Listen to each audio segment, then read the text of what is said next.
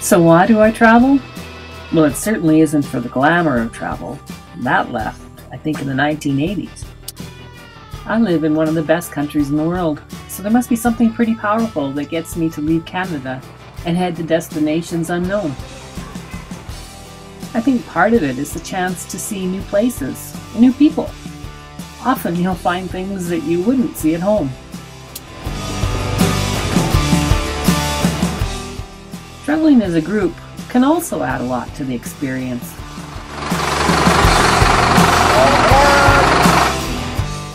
Peru is a wonderful place for people with wanderlust to visit. There's such a sharp contrast between deserts and jungles and ocean. There's 117 different ecosystems in the world, and Peru has 84 of them. I didn't get a chance to see them all, but I sure had fun trying. This diversity makes for great wildlife watching, some of it on land and some of it on sea.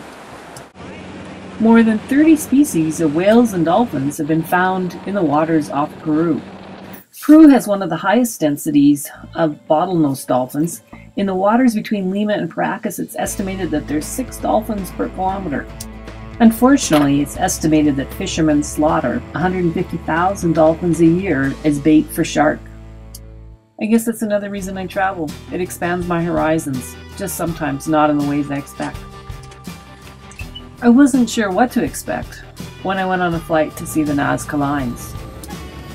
These lines were made 1,500 years ago, before there were airplanes, and they're only visible from the air, so you have to wonder how they get there and why.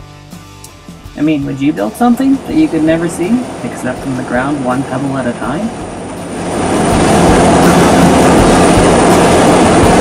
Now, honey birds under the wind.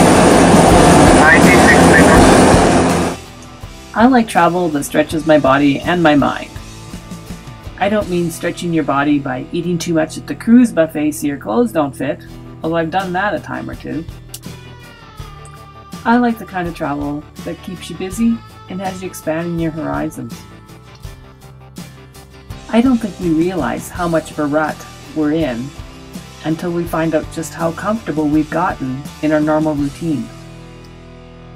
The fastest way to find this out is to get uncomfortable.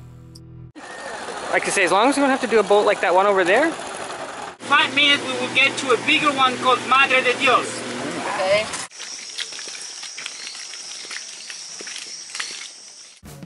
Going deep into the Amazon rainforest is a great place to find out how comfortable you are in nature.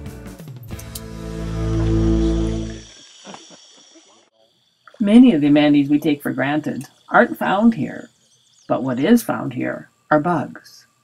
Did I mention the bugs? It's just a stick. Did you check that for snakes before you sat down? Oh, other people have done it. Arriving after dark in the rainforest can be a tad creepy.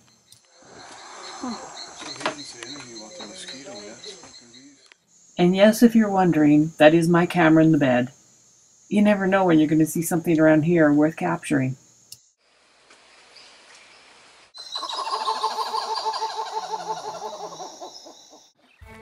Mornings in the rainforest are my favorite time. It's the best time to see wildlife, and the birds are active, especially at the woodlick. This is where they come to get special minerals that they need for their diet. And no, that tree's not falling on your head. Colin just turned the video camera sideways by mistake. Sandoval Lake in Peru gives you a chance to see some pretty cool wildlife like these red howler monkeys.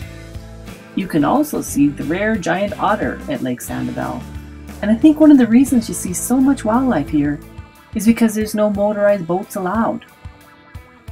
It means that your guides are really fit. Somebody has to do all that paddling. And the world goes by at a much slower pace, but it gives you time to get to know each other.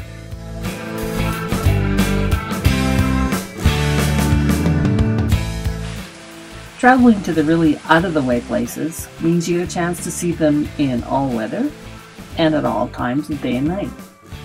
Night in the rainforest can be extremely cool, as long as you're not trying to get a good night's sleep. There are a lot of unusual noises.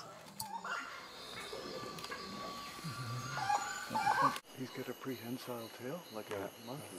Look, he's still. But every morning found us doing more of this. So in the afternoon or the evening, we could do more of this, our jungle homework. Or not, if you're a slacker like I am. Another thing I like about travel is it helps you know yourself better. I learned that I don't like the Puerto Maldonado airport. And I can't breathe in Cusco.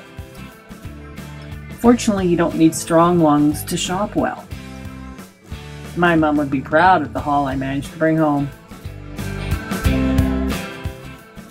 Travel can take you to new heights, figuratively and literally. The Mara salt pans are a very interesting tourism attraction. The locals make more money now from people coming to see the salt being mined than they do from the actual salt production. But I thought we were going to see somebody from our group end up in one of the salt pans. Fortunately, nothing went wrong. Sometimes on a trip, the things that you want to see most are not the ones that turn out to be the best. I like seeing Machu Picchu, but I didn't like seeing the crowds I found there. But I was still glad I went.